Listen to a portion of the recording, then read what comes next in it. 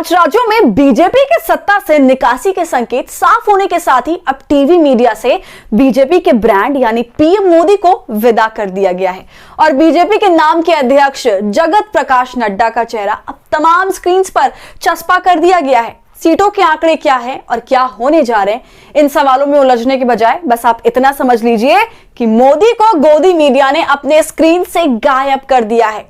आप समझते ही होंगे कि इसके मायने क्या हैं, क्योंकि इस चुनाव में मोदी ने खुद को मुद्दा भी बनाया और चेहरा भी, खुद जीत का आश्वासन भी दिया और गारंटी भी, लेकिन फिर भी बीजेपी की जीत की गारंटी कोई नहीं ले रहा। और यही है इन 5 राज्यों में हुए चुनाव का आपके लिए खबर अड्डा की तरफ से एग्जिट पोल। नमस्कार, आदाब, आप देख रहे खबर अड्डा और मैं हूं आपके साथ सुम्बुलीडम। ही पार्टियों को अब सिर्फ इंतजार 3 दिसंबर का है, जब सभी उम्मीदवारों को जनता का फैसला सौंप दिया जाएगा। मिजोरम, छत्तीसगढ़, मध्य प्रदेश, राजस्थान और तेलंगाना की जनता ने विधानसभा में वो किन्हें देखना चाहती है उसका फैसला कर लिया है। लेकिन दिलचस्प बात यह है कि जो इन चुनावों में मुद्दा से लेकर मैंडेट बने बीजेपी की तरफ से घूम रहे थे, उन्हें गोदी मीडिया ने अपने स्क्रीन से ही गायब कर रखा है। भला जिस नेता में दिखास और छपास की सबसे बुरी लत है, वो नेता ही एग्जिट पोल्स के आंकड़ों के दौरान टीवी से गायब चल रहा है। हम जिस नेता की बात कर रहे हैं वो इस चुनावी मौसम में बीजेपी के लिए फुल टाइम प्रचारक और देश के लिए पार्ट टाइम प्रधानमंत्री बने रहे, जी, जिसे टीवी मीडिया इस बार एग्जिट पोल के दौरान बिल्कुल किनारे छिपाकर चल रही है, वो है हमारे प्रधानमंत्री नरेंद्र मोदी। अब ये तो आप भी जानते हैं कि बीजेपी का चेहरा कमल सिर्फ बोलने को रहा, लेकिन बीजेपी ब्रांड मोदी के नाम पर ही इन राज्यों में चुनाव लड़ने उतरी।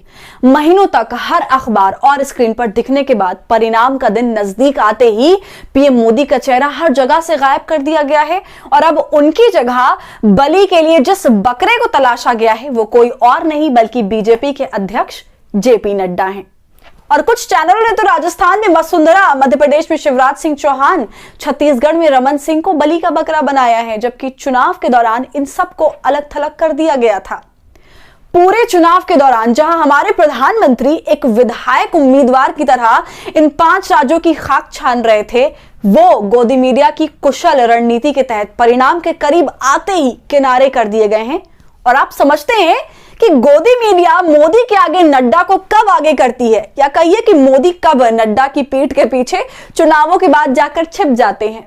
जवाब साफ है कि जब हार बीजेपी के सिर पर मंडराने लगती है, तब हार का ठीकरा नड्डा जी के सिर पर ही डाला जाता है। और ऐसा इस बार और एहतियातन भी किया जाएगा, क्योंकि इस बार हर राज्य का चुनाव स्थानीय नेताओं को किनारे कर लड़ा गया था।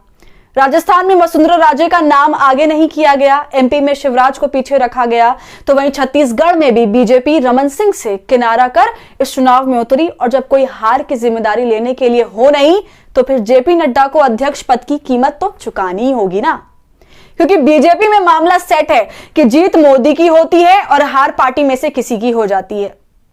और इसलिए ही एक समय 18 राज्यों में जिस बीजेपी की सरकार होने का श्रेय पीएम मोदी को दिया गया, तो वहीं भाजपा 10 से 11 राज्यों पर जब आ चुकी है, इसके बावजूद मोदी अपराजय हैं, अद्भुत हैं और अलौकिक हैं।